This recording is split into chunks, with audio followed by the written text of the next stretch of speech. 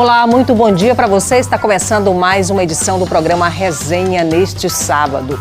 Hoje a nossa pauta envolve esporte, psicologia e pandemia. Como o esporte pode ajudar na reabilitação das pessoas com sequelas da Covid-19 e a importância dessa atividade física durante esse período de restrições para a nossa saúde mental. Aqui conosco, para tratar do tema, o professor de Educação Física e treinador de basquete, Betinho Lima. Participa também conosco o jornalista Robson Júnior, radialista que você já conhece da nossa Rádio Difusora FM e também aqui da tela da TV Difusora. Seja bem-vindo, Robson.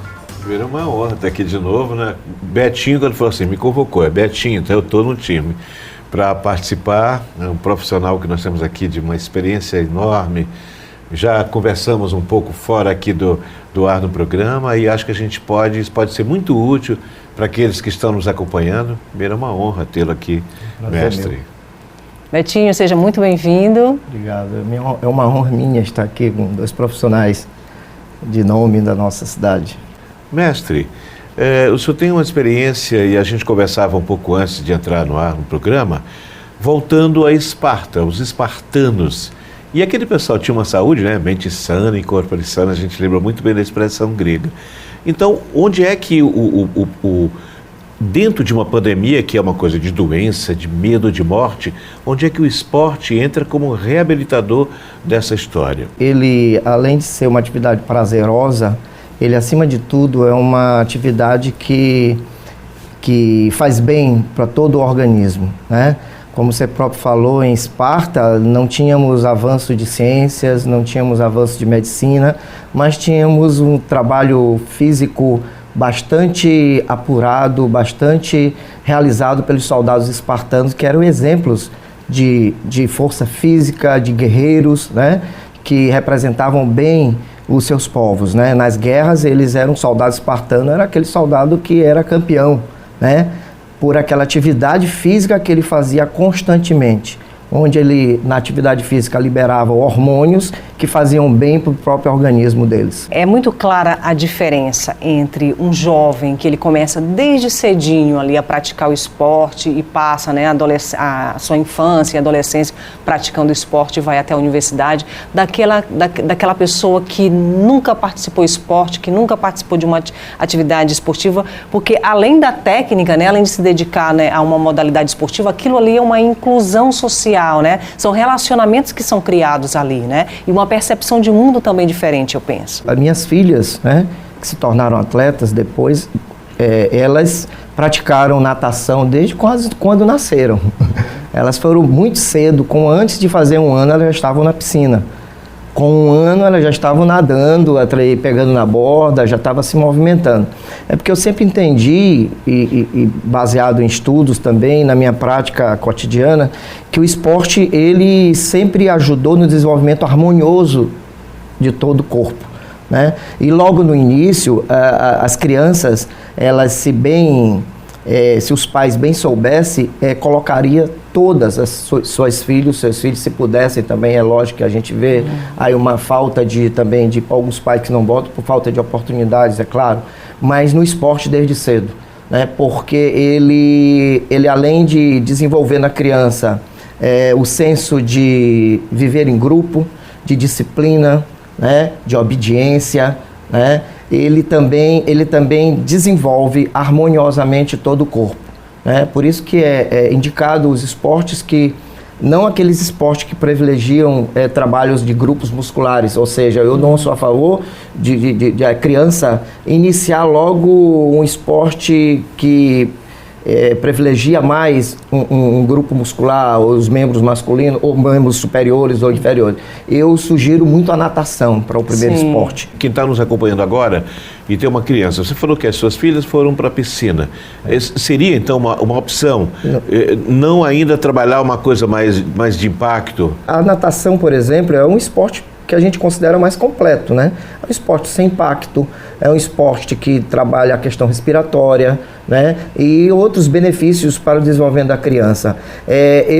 A gente questiona muito, existe alguma corrente que talvez defenda, mas eu, por exemplo, pelos conhecimentos que eu adquiri, eu nunca aprovei esportes precocemente praticados que venham a levar para a criança isso que você citou, desenvolver mais os membros superiores ou os membros inferiores, né? Que são as pernas, os braços e as pernas. E por isso é que eu falei agora, eu fiz com minhas filhas desse jeito. As minhas filhas até 10, 11 anos, com exceção da caçula, que desde 8 anos disse: pai, eu não quero mais natação, não, eu já quero fazer basquete. Eu levava elas a praticar um esporte coletivo, um esporte mais, onde trabalha mais alguns grupos musculares, depois que já haveria nela um desenvolvimento harmonioso em todo o corpo, né?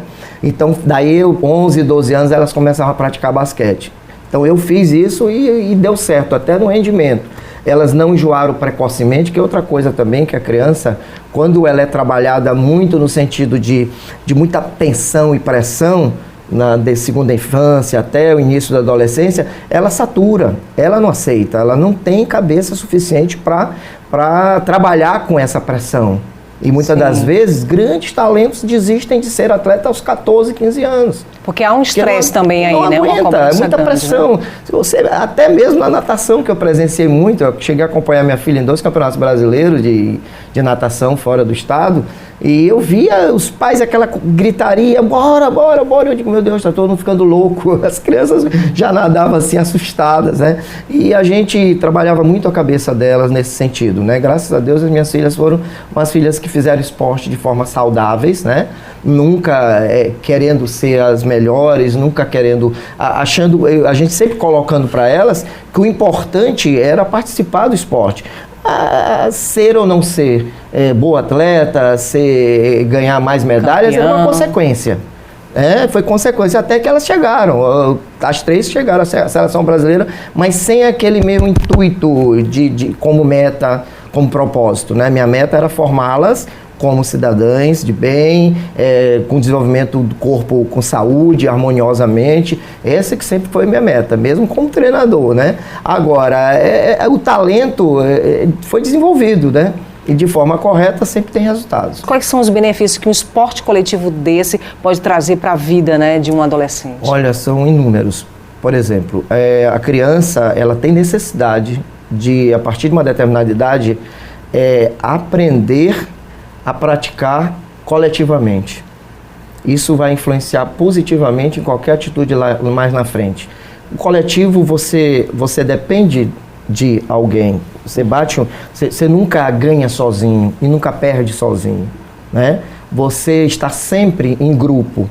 Você não joga para si. O esporte individual, você se cuida, você pode até treinar separadamente. Você for um talento, você chega lá e ganha uma prova de 100 metros, né? Já o esporte coletivo, não. Se eu não trabalhar, por exemplo, eu que trabalho com esporte coletivo, eu, quando formei uma geração muito vencedora, que eu comecei com todas de 11, 12 anos, chegamos até 17 anos, chegaram ao ápice de ser campeão brasileiro e ganharmos a condição de participar de um mundial escolar, foi desse jeito, né? Eu digo: não, eu tenho 2 filhas que poderão jogar, mas eu tenho que ter uma pivô, eu tenho que ter uma lateral, eu tenho que ter outra lateral, e eu tenho que ter uma troca para elas. Ou seja, o esporte coletivo, ele é solidário. O esporte coletivo, ele lhe dá um senso de equipe, de grupo, que hoje chama-se time, né? É um time, né? Que tem que produzir, não é a jogadora A, B ou C, é o time que tem que produzir, né? Se um atleta não passar uma bola bem, a que está lá não finaliza, porque a bola tem que ser passada de forma redondinha, como a gente diz, né? De forma bem no lugar certo, na hora certa. Então é muito bom, além de ser bom também para que não desenvolva na criança aquele egocentrismo, né? Depende só de mim, eu ganhei o jogo, eu vou ganhar o jogo. Então o esporte coletivo é tudo de bom para mim. Eu tenho o maior respeito pelos esportes individuais, mas eles alguns devem ser melhores orientados, exatamente para o atleta não se sentir o cara, né? O efeito disso numa família, né, são relações ali, né, de indivíduos que, apesar de estarem na mesma família, mas são diferentes, não é isso, Betinho? Tem características diferentes. O benefício disso no convívio social, nas relações de trabalho mais tarde também, numa empresa, numa organização. Semana que vem, nós estamos no mês da criança. E a gente sabe que tem crianças que chegaram, entre aspas, normais e outras que têm suas dificuldades. Eu sou muito atento à ecoterapia, os movimentos do animal, do cavalo, e principalmente de crianças autistas. Queria que você trouxesse um pouco o olhar desses exercícios físicos para essas crianças. Foi desenvolvida exatamente para levar a criança à sensibilidade, né? E através da sensibilidade ter ações prazerosas, né? Por exemplo, algumas equipes fora do Brasil, que eu tive experiência, minha filha quando morou fora, a equipe dela de basquete iam sábado e domingo trabalhar com crianças especiais, crianças, né, com síndromes de Down e outras, e andar de cavalo, elas passavam muito por essa experiência, entendeu? Então a minha filha chegou me contando, pai, era muito prazeroso, final de semana a gente dá um pouco, nós que éramos bolsistas, dá um pouco para as crianças com síndromes, nós andávamos com ela no cavalo, as crianças do cavalo, e isso dava um prazer, dava uma satisfação para a criança, e elas também se sentiam muito bem fazendo isso. Então, assim, sempre foi de grande importância o desenvolvimento nas crianças com síndromes, a relação.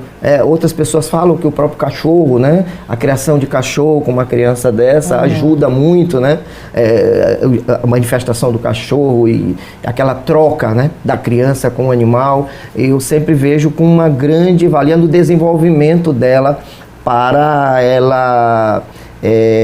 não vou querer dizer que com esse trabalho ela venha se curar, mas pelo menos se sentir melhor, né? E abrir mais o leque de informações, né? De desenvolvimento, né? O esporte, ele é também inclusivo, né? Ele é inclusivo tanto para crianças, por exemplo, eu tenho uma escola de basquete e há pouco tempo mesmo, né?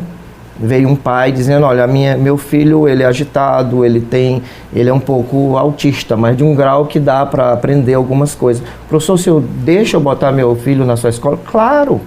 Só que eu vou ter que dar uma atenção um pouco para ele, a hora que ele quiser fazer, ele faz, a hora que ele está indo assim, está sendo um orgulho muito grande para mim, de saber que ele já está acompanhando, ele está atendendo comando.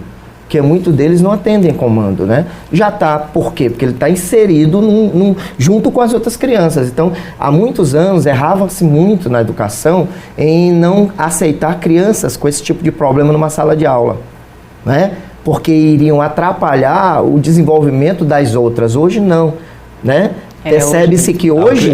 de novo entra a história da família, que vira uma grande família e eles aprendem, eles desenvolvem mais a partir dele. A partir de ser tratado mais iguais, né? Menos diferentes. Bom, a gente vai para um rápido intervalo, o bate-papo está muito bom, mas a gente vai para o intervalo e volta já já, conversando aqui com o treinador de basquete, né, educador físico Betinho Lima e o Robson Júnior, que é nosso convidado de hoje. Até já. E nós estamos de volta com o programa Resenha. A gente continua o nosso bate-papo aqui com o professor de Educação Física e treinador de basquete, Betinho Lima, e com o Robson Júnior, que você já conhece. Robson. Olha, a gente falando aqui, é um assunto tão bom, e que bom que seja no sábado pela manhã, quando as pessoas saem agora do seu café da manhã, são mais tranquilos. Eu me lembro de uma figura da educação, não vou nem citar o nome, que falou que atrapalharia o fato de você colocar uma criança, né, um especial, junto com as outras crianças e atrapalhar na educação. Essa pessoa não é desse mundo, né? Não é desse mundo. Eu acho que é de outro mundo, totalmente porque equivocado. É exatamente o contrário. Fala-se muito que o esporte, ele tira as pessoas, gente de periferia, aquele que poderia estar não sei aonde, às vezes é a música, às vezes é o esporte, muito do esporte. Me fala dessa experiência um pouco. Nós temos muitos exemplos no mundo, né? E aqui também, nós há 8, 9 anos, nós criamos um projeto onde eu já tive vários projetos, eu tive um projeto de Girafinha, Caça-Talentos e muitos. E o último eu busquei ainda talentos, né? Porque eu sou um formador, além de professor de Educação Física, eu sou também formador de equipes de alto rendimento, né?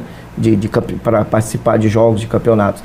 E a gente, há 9 anos atrás, iniciou um projeto de talentos, um projeto que é escola, empresa e aluno, né? Ou seja, a empresa patrocina o estudo do aluno na escola, né? que oportuniza para alunos oriundo de escola pública, né? E carentes, né? Que não teriam condição de pagar, porque nós vivemos uma grande etapa no esporte maranhense, onde os talentos não importava a condição social, ele ganhava bolsa, ele jogava, ele disputava, né? As grandes escolas apareciam muito no cenário com as melhores equipes, né? Com esse tipo de aluno. Mas acabou, né? Já há 10 anos para cá não existe mais essas oportunidades de bolsas para alunos talentos, né? Independentemente da condição social. Aí eu digo, tá bom, eu parei para pensar e digo, não, nós vamos atrás de atletas que tenham talento, que são talentos, que tenham potencial de serem desenvolvidos e oportunizando para eles, que também tem atletas do sexo masculino também no meio desse meu projeto. Eu estou com 2 agora, terminou o 3º ano passado, e eu estou com 6, 7 meninas, né? E inclusive tem meninas que começaram há 9 anos atrás, que hoje está fazendo odontologia, né? Tá se formando em odontologia, né? Que fez parte desse projeto, né? Tivemos uma empresa aqui que me ajudou logo no começo, que eu fui falar com o dono da empresa, né? Muito conhecida no mercado, e eu disse para ele a minha intenção. Aí ele me falou, né, quanto custa o colégio por mês dessa atleta? Eu digo, R$670, mais ou menos isso. Poxa, eu pago para minha filha fazer medicina R$6.700. Então eu vou pagar 3 atletas suas. Aí eu morri de felicidade, né? Eu digo, ó, não se pega em dinheiro, não tem nada comigo direto. Eu pego o carnê, boto o nome da sua empresa e você paga essas 3 atletas. E as 3 atletas terminaram o ensino médio, né? Conseguiram concluir, o que eu te falei, já estão na universidade. Então, assim, a gente criou esse projeto para oportunizar, de inclusão, porque não é que nas escolas públicas não tenham projetos de formação de atletas, tem, mas assim, muito em uma escola, em outra, não em todas, né? A gente tem já tivemos um grande avanço em algumas escolas públicas de equipes que são vencedoras, que participam de competições nacionais. Eu conheço algumas daqui também, mas nem todas têm, né? Então o que eu faço? Eu vejo um atleta que está numa escola pública, às vezes é a escola comunitária do bairro, como eu tive 2, 3 que saíram de escola comunitária. Aí eu fui visitar a escola, é uma casa, né? Aí eu digo, ó, tu tens que estudar. Outras não conseguiram passar na seleção porque não tinham base. Aí eu boto mais 6 meses para te preparar, com professor particular e tudo, para incluir. Então o esporte é a inclusão. Como é que essas meninas chegam até você, essas meninas e esses meninos? Como é que é feita essa seleção? Como é que teu olhar, né, chega até eu acompanho muito, né? Às vezes eu vejo, eu visitei algumas quadras aqui, vi algumas meninas, né?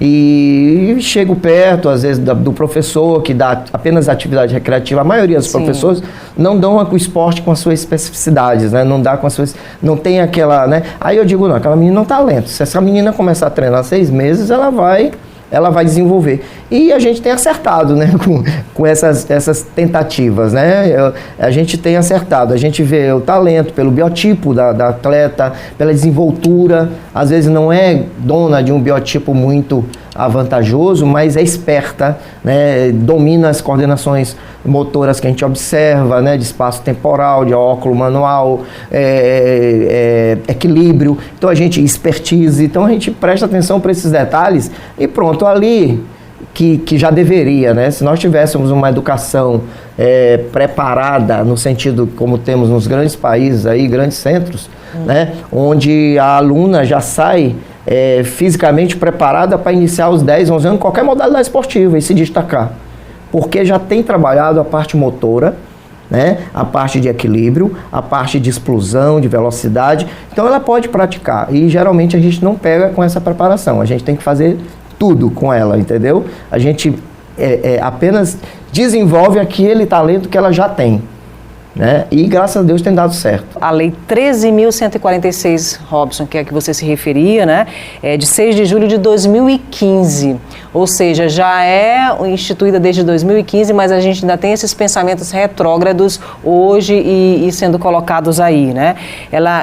Essa lei instituiu a Lei Brasileira de Inclusão da Pessoa com Deficiência, que é conhecido como Estatuto da Pessoa com Deficiência, destinada a assegurar e a promover em condições de igualdade o exercício dos direitos direitos e das liberdades fundamentais por pessoa com deficiência, né? A gente, essa pessoa que falou isso, que inclusive integra, né, uma esfera importantíssima, deveria, né, se debruçar sobre esse estatuto aqui, né? Você tem já os resultados desse projeto fora, né, das divisas do Brasil, né? Atletas que saíram da periferia de São Luís e que hoje estão nos Estados Unidos lá estudando, né, se aperfeiçoando, conhecendo uma outra realidade, né? Isso, nós tivemos a oportunidade e o privilégio, né, de ter uma atleta com um talento muito, tanto biotipicamente como de percepção das coisas, de aprendizado, né? E conseguimos indicá-la para um projeto de um outro colega que leva atletas para jogar fora do país, né? E ela foi desde 2018, antes da pandemia, e se encontra hoje nos Estados Unidos. Ela foi para Nova York, hoje está em Nova Jersey e está inclusive estudando, né? Que ela foi para jogar high school, mas já passou da idade. A pandemia não deixou ela desenvolver na high school e a gente está tentando só transformar de high school para college, né? Que é minha próxima meta com ela, é colocá-la no college para depois, quem sabe, seguir. Então, assim, é um resultado recente, mas antes disso nós temos outros. Nós temos uma atleta lá que está há 15 anos nos Estados Unidos. Casou com um americano, já tem família lá, que foi há 15 anos atrás. Hoje é enfermeira formada, enfermeira obstetra, e que foi para os Estados Unidos jogar também, indicação pelo nossa. Esporte, né? Pelo esporte. No momento do exercício e esporte, aqueles preguiçosos, fale para eles, Betinho, o que acontece depois que termina um exercício físico? Eu quero dar só um exemplo. Eu estava treinando assim regularmente, todos os dias, indo para academia, fazendo lá, né? Esticando o corpo. Eu parei um pouquinho, pronto, todas as dores voltaram de novo. Então explica essa história aí. Exatamente, né? Houve um paradoxo na pandemia com o ser humano. Obviamente foi uma coisa nova para todos nós, né? Ninguém nunca iria pensar jamais que pudéssemos ter um momento como esse que tivemos. Mas se tivéssemos mais orientações no sentido de não deixar de lado a atividade física, né? Porque a atividade física, ela exatamente libera hormônios, né? Como cortisol, adrenalina, né? E que aumenta a nossa capacidade de imunidade, né? De imunidade do nosso organismo, né? Eu, por exemplo, tenho uma experiência pessoal disso, né? Eu passei da pandemia, um ano para cá, um ano e meio, eu faço 15 quilômetros todo dia de bicicleta, né? Então melhorou muito meu estado geral, né? Para mim que já sou um sessentão, né? E melhorou muito para mim isso. Então a atividade física, por liberar esses hormônios, ela deveria ter sido mais valorizada no início, porque ela é preventiva. A atividade física, ela é preventiva. Ela é prazerosa, ela libera hormônios que contrapõem a toda essas viroses, esses vírus, né? Que o ser humano forte, ele combate, né? As nossas células, elas se defendem naturalmente, né? Então houve um erro muito grande de a gente se afastar, né? Principalmente o Brasil agiu, no meu ponto de vista, de forma contrária a muitos países, né? A educação, o esporte foi proibido e outras coisas continuaram acontecendo, como a política, por exemplo, né? Que aglomerava, nada aglomerava mais do que a política, mas a escola não poderia abrir, jamais poderia abrir, né? A escola não abria, mas outros setores abriram. As quadras então, silenciadas. O esporte, mesmo em parte aberta, não era proibido, né? Então, assim, pecamos muito nesse sentido, em não valorizar, né, a importância dos hormônios que são liberados pela atividade física no sentido de fortalecer o nosso organismo. O Gêmeos, né, era uma festa, era um acontecimento na cidade de São Luís, nossa, né? Que saudade. Os Jogos Escolares Maranhenses, depois os Jogos Escolares Brasileiros, as escolas ali, Santa Teresa, Batista, Marista, Dom Bosco, era uma competição extremamente saudável, né? E a gente se envolvia nisso tudo, né? Parece que tudo mingou, né? Assim, a gente olha para isso, né? Ainda tem, né, uma história, mas o que aconteceu? Foram as novas gerações que não foram mais despertadas para isso, mas eu penso muito que faltou política pública efetiva para dar continuidade, né, a esse vigor todo que a gente viveu, né, na nossa fase aí de estudante. Né? Com certeza, né? Políticas públicas de Estado, não de governo. Sim. Nós tivemos muitas políticas de governo, né? Onde acabava aquilo e terminava. Acabava, né? O governo, acabava a política. Nunca tivemos uma política de Estado no sentido de valorização do esporte. Aí, concomitantemente com tudo isso, começaram a acontecer as concorrências das práticas esportivas. No nosso tempo, nós não tínhamos shopping, nós não tínhamos celular, nós não tínhamos internet, não tínhamos computador, não tinha nada. A gente tinha que treinar. Aí alguém perguntava, para me ficar bom atleta aqui, quais são as coisas que eu devo fazer? 3 coisas, treinar. Então é isso. E hoje não, é impossível isso. Hoje eu trabalho com adolescentes que quase não têm tempo para treinar. Tantas atividades, com tantas coisas, que não tem tempo. Além disso, não temos a motivação, o incentivo, né, das políticas públicas, no sentido de resgatar isso tudo que você falou, que era uma maravilha que todos nós vivemos. Você lembrar que ele faz parte de uma geração que viu Biguá, que viu Vitier, que viu o Gilson, que viu o nosso querido Tião, saudoso Tião, e ele faz parte desse tempo. Salve todos esses, né? Isso, a geração de Betinho. Robson, muito obrigada. Tuas considerações finais. Poxa, aí. Eu só agradeço. Só de agradecimento, gratidão de ter Betinho aqui com a gente, contando, e espero que isso de alguma forma possa motivar as pessoas. Porque aí, já que não tem política de Estado, é preciso que cada um defina a sua própria política, porque é uma coisa saudável. Muito obrigado, mestre. Verdade, eu, com a mesma opinião, né, do nobre amigo, né, mestre da música, né, e da informação, no sentido de que essa nossa conversa desperte nas autoridades, né, esse interesse em resgatar o esporte escolar maranhense e apoio aos esportes clubistas. Cada um de nós pode fazer um pouquinho, né? A árvore, né, do Betinho está crescendo muito, mas a gente também pode plantar a nossa sementinha, né? Então fica aqui um aviso, né? Sair, pegar sol, praticar atividade física e fazer muito esporte. Muito obrigada para você que ficou na nossa companhia até agora. Um ótimo final de semana e a gente volta no próximo sábado com mais um bate-papo aqui, resenhando com você. Até lá!